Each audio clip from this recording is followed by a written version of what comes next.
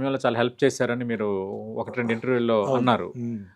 అంటే మిగతా అంటే హీరోలు ఎవరు రెస్పాండ్ అవ్వలేదు సార్? సుమన్ మంచివాడు అని అట్లా. ఓపెన్ గా వచ్చింది వీళ్ళే అండి. ఉమ్, సుమన్ మాకు తెలుసు, మేము ఉమ్, సుమన్తో చేసాం, ఉమ్, సినిమాలు చేసాం. సుమన్ అలాంటి వాడు కాదు, ఆయన తలుచుకుంటే ఆయన రేంజే వేరే. ఓకే. ఆయన అలాంటి చీప్ ట్రిక్స్కి పోవాల్సిన అవసరం లేదు కూడా, పైగా మంచి డబ్బులు ఆయనకి సంపాదిస్తున్నాడు. ఇలాంటి ఓకే. చీప్ ట్రిక్స్ చేయాల్సింది కాదు. ఓహో. ఇది ఏదో ఒక కుట్ర, ఆయన టైం బాగాలేదు, ఉమ్, ఆయన త్వరగా రావాలని చెప్పేసి నాకు స్టేట్మెంట్ ఇచ్చింది.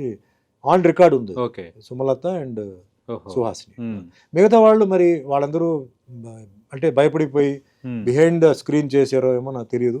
బయట ఎవరు తెలీదు. మద్దతు తెలపలేదు. బయట ఎవరు ఓపెన్గా ఓన్లీ ఒక వ్యక్తి మటుకు నేను మర్చిపోనండి. అది ఎవరంటే, నేను జైలు నుంచి బయటకు వచ్చిన తర్వాత నైట్ రిలీజ్ అయ్యాను, ఉమ్, అక్టోబర్ 2, ఓహో.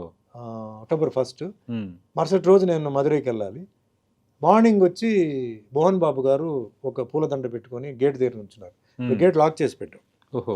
ఎర్లీ మార్నింగ్ వచ్చారు, ఉమ్, 6:30కి. ఉమ్, దండ పెట్టుకుని నుంచున్నారు. మా అమ్మగారు చెప్పారు, ఉమ్, ఆవిడకి తెలియదు ఎవరేంటి అనేది. అవును. ఎవరో మోహన్ బాబు అంట, హీరో అంట వచ్చినారంటే, అరే పిలవని చెప్తే పాపం వచ్చి పూలదండ వేసి, బాబా ఆశీర్వాదాలు నీకు ఉంటాయి, మీ మదర్ కూడా బాబా డివోటీ, నేను కూడా డివోటీ, ఉమ్, ఖచ్చితంగా మళ్ళీ నీకు అన్నీ మామూలు అవుతాయి సుమన్, డోంట్ వరీ ఉమ్, అని చెప్పి ధైర్యంగా వెళ్ళిన మనిషి అతనే. ఓహో. అదే మాదిరిగా పెళ్లి రోజు ఉమ్, ఎర్లీ మార్నింగ్ 5 o'clock వచ్చి, నేను పెళ్లి మండపంలో ఉంటే 2 స్పెషల్ దండలు తీసుకొచ్చి, ఓహో. ఈ 2 దండలు మీరు వేసుకోవాలి, ఫోటో నాకు కావాలి, ఉమ్, నేను ప్రచారానికి వెళ్తానని చెప్పేసి వెళ్ళారండి. ఉమ్, సో ఆ విషయంలో నిజంగా చెప్పాలంటే, నాకు ఎవరంటే మోహన్ బాబు గారి నాకు ఫస్ట్ వచ్చి తీసింది. మరి బిహైండ్ తెలియదు, ఓపెన్గా వచ్చింది. ఆయన అంతే కదా, అవును.